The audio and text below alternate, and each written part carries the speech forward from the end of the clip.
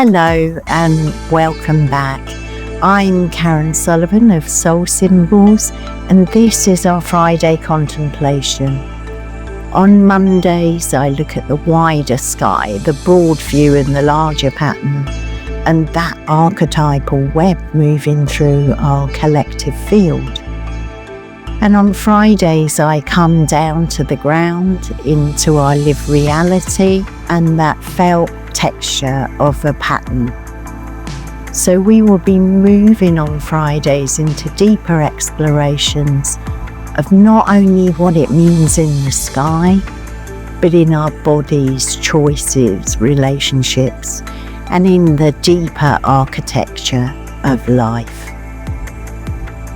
So get your headphones, put your feet up and enjoy this reflection with me.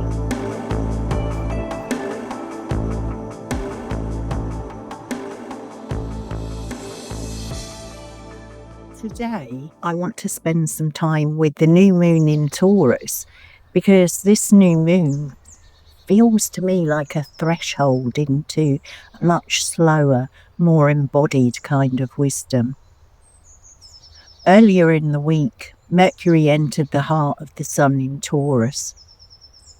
Mercury was Kazemi, held in the centre of the solar light, and then just 2 days later, we arrive at the new moon, also in Taurus, and Mercury is still close by. So there's a message moving through this lunation. Mercury has been clarified by the sun, but at the new moon that message is still hidden in the beams. It's not fully separated out into ordinary language. It's glowing inside our bodies. It's still in the dark soil.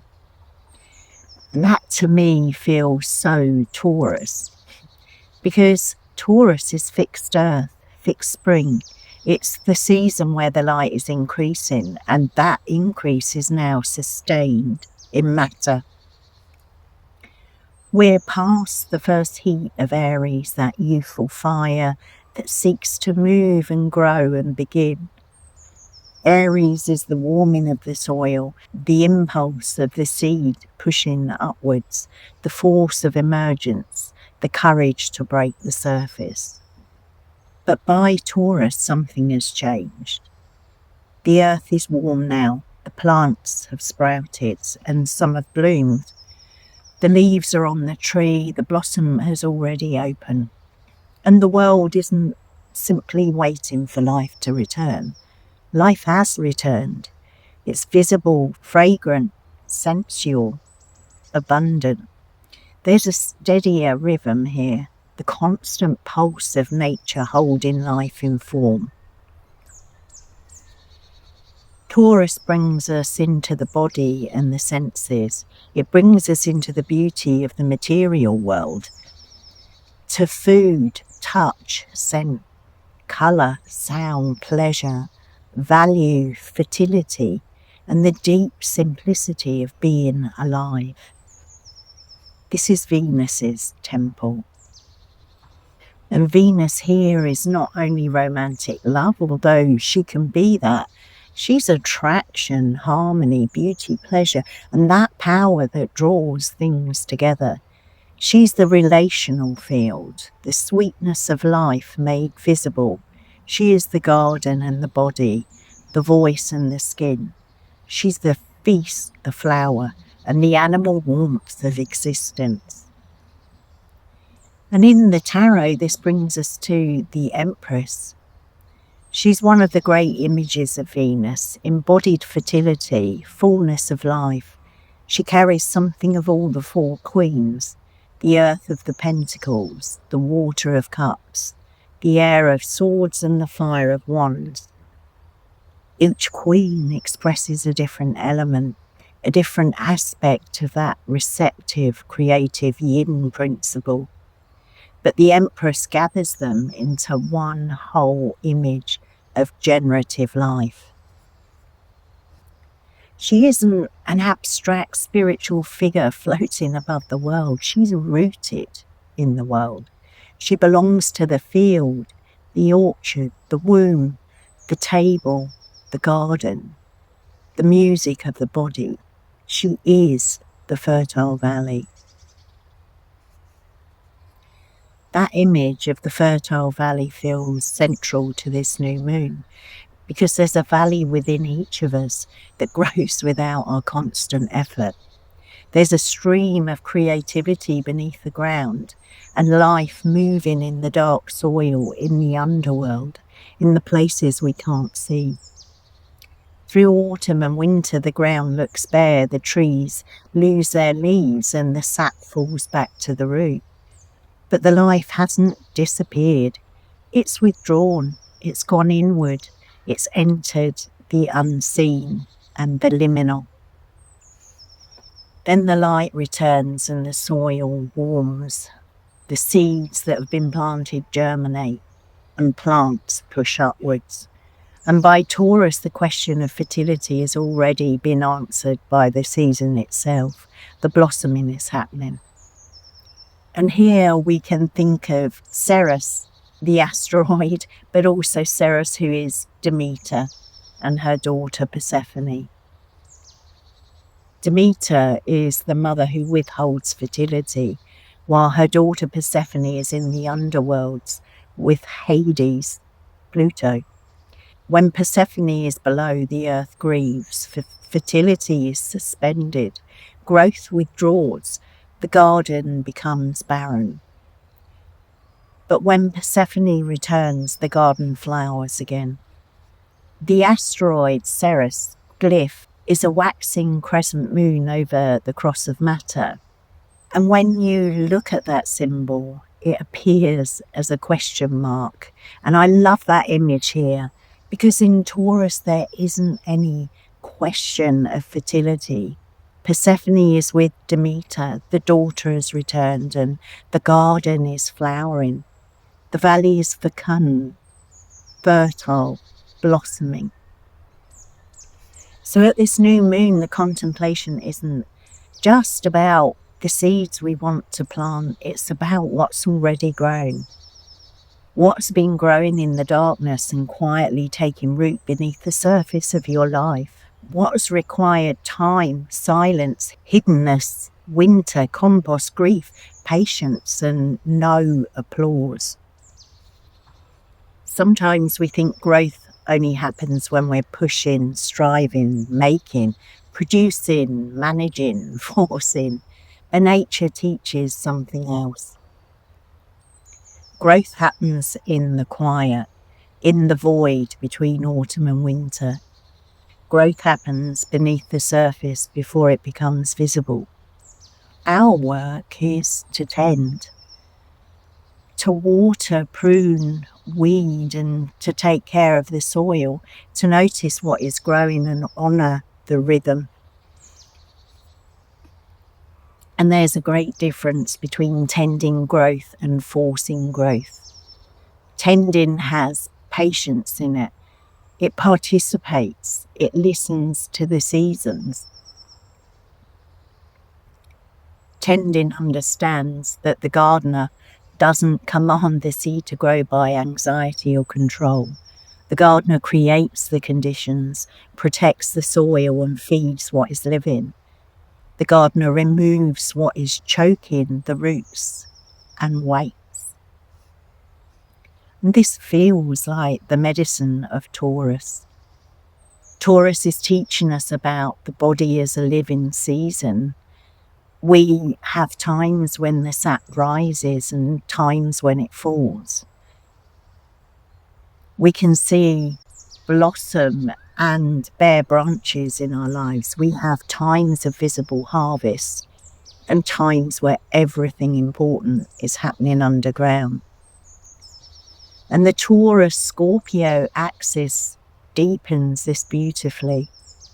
Taurus is the bloom, the body, the fertile field, the sensual presence of life. And Scorpio is the underworld, the compost, the deep intensity, the places where things fall, rot, transform, and return to source. The autumn leaves of Scorpio lay us bare. They strip the branches, return us to what is essential.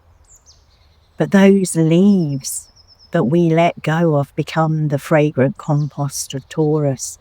What fell becomes nourishment, and the things that ended become the soil. What was hidden becomes part of the root system of another life.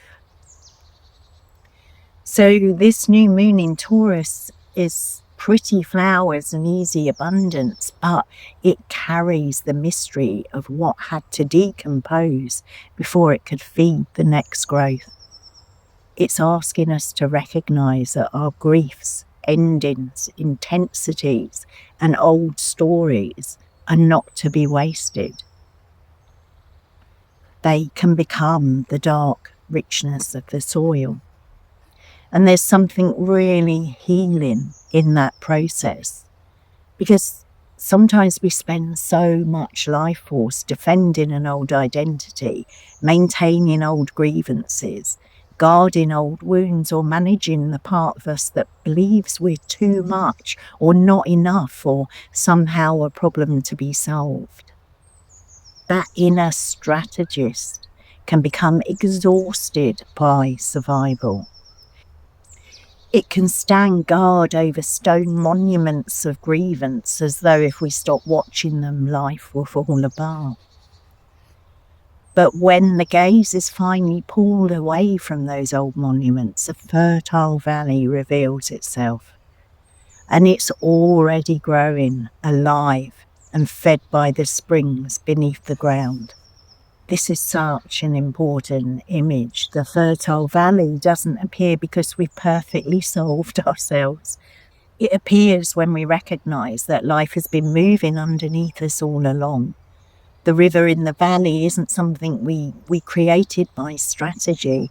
It's a simple fact of the landscape, our landscape. And then life begins to feel less like strategic survival and more like a landscape to be tended with pleasure. And this is where the new moon in Taurus becomes quietly radical. Because our happiness is no longer something to manage as an outcome.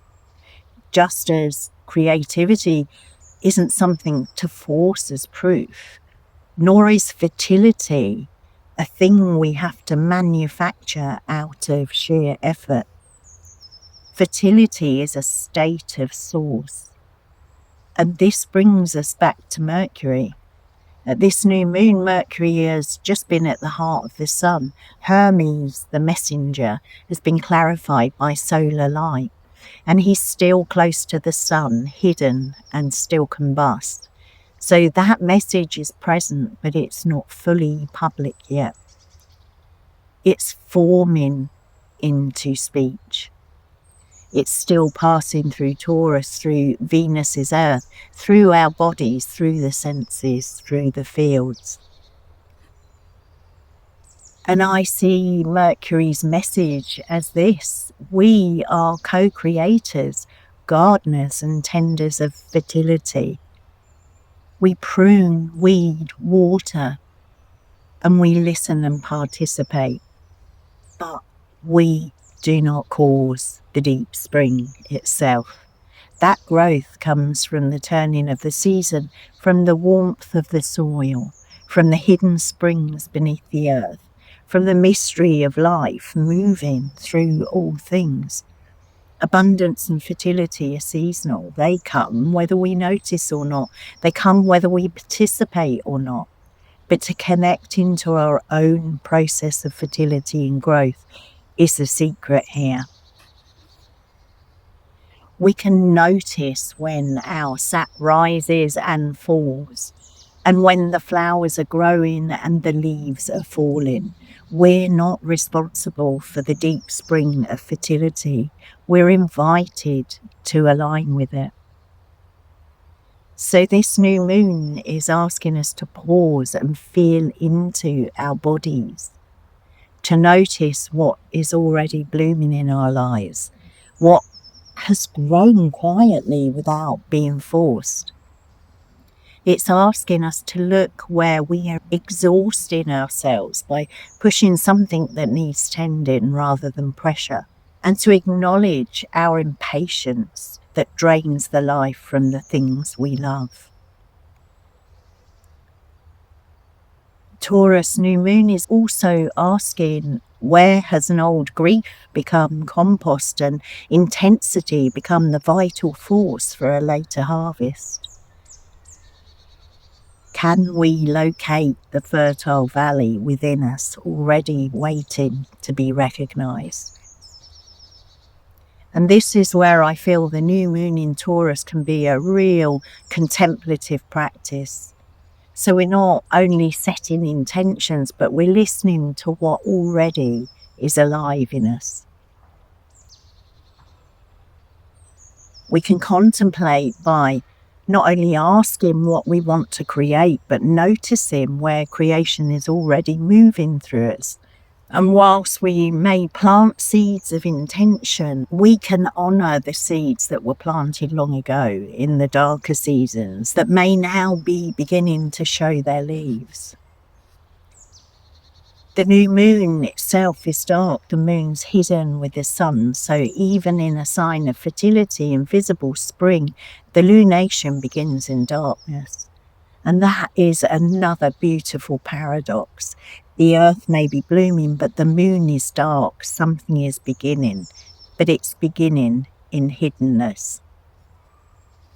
So we don't have to rush to name everything or force Mercury's message into perfect language. We can let our bodies know first and let the field speak and the quiet recognition come to us before the declaration. This is especially important because Mercury will soon move towards Gemini and Uranus. Our minds will become quicker, the air will be more electric, our ideas may shift and our language change. The conversation may open out, but here at the Taurus New Moon, there's a moment to root the message before it becomes a signal to the outer world. It's a moment to let the seed sit in the soil, to ask what is valuable before our minds run ahead, and to feel what life is growing before we decide what it should become. This new moon isn't asking us to wrestle fertility out of life. It's asking us to return to the body, to notice what's already alive, and to tend the conditions that allow life to keep growing. So as we move through this Taurus new moon, may we remember the garden and Demeter and Persephone, the returning daughter and the flowering earth. May we remember the Empress, the body as sacred ground, the beauty of embodied life. May we remember Scorpio's compost, the leaves that fell, the endings that became soil. May we remember Mercury's message from the heart of the sun, that fertility is not something we manufacture by force. We participate, tend, and align. And perhaps when we stop standing guard over the old monuments, when we stop exhausting ourselves by forcing bloom, we might look up and realise that the valley is already fertile, growing and alive.